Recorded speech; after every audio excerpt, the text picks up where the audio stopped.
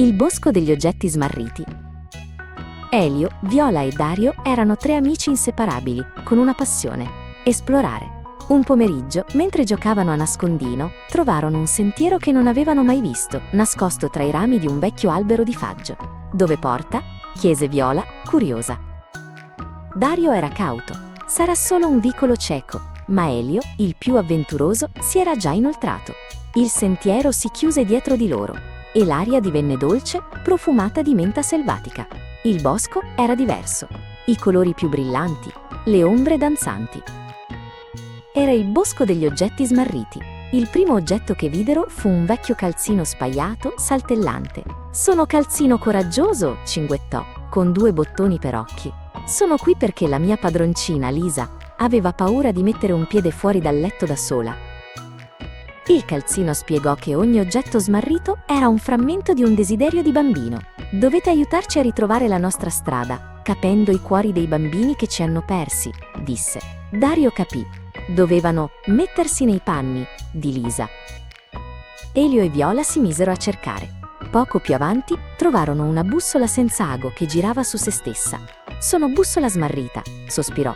«Ero di Samuele, che non sapeva mai che direzione prendere a scuola per andare dagli amici». «Samuele aveva bisogno di una guida», disse Viola.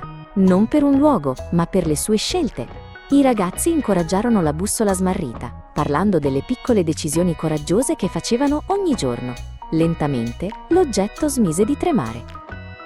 Proseguirono incontrando altri oggetti, un pennarello senza tappo, la cui bambina aveva paura di iniziare i disegni, e un elastico per capelli, la cui proprietaria aveva paura di sciogliersi i capelli.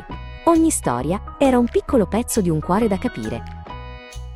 Arrivarono in una radura luminosa dove brillava un piccolo cavalluccio a dondolo di legno. Era Cavallo Solitario. «Sono qui perché Mia non voleva cavalcare le sue paure e affrontare la recita della scuola», mormorò il cavallo dondolando piano. Elio capì. Mia deve capire che non è il cavallo a dondolo a darle coraggio, ma il coraggio è già in lei. I tre ragazzi si misero a dondolare Cavallo Solitario, sussurrandogli storie di piccole vittorie e grandi audace. Un'onda di luce azzurra avvolse il bosco. Tutti gli oggetti smarriti, ora illuminati da una speranza ritrovata, svanirono nell'aria come polvere di stelle. Elio, Viola e Dario si ritrovarono fuori dal vecchio faggio, sapendo di aver imparato qualcosa di magico: l'arte di capire chi è dall'altra parte.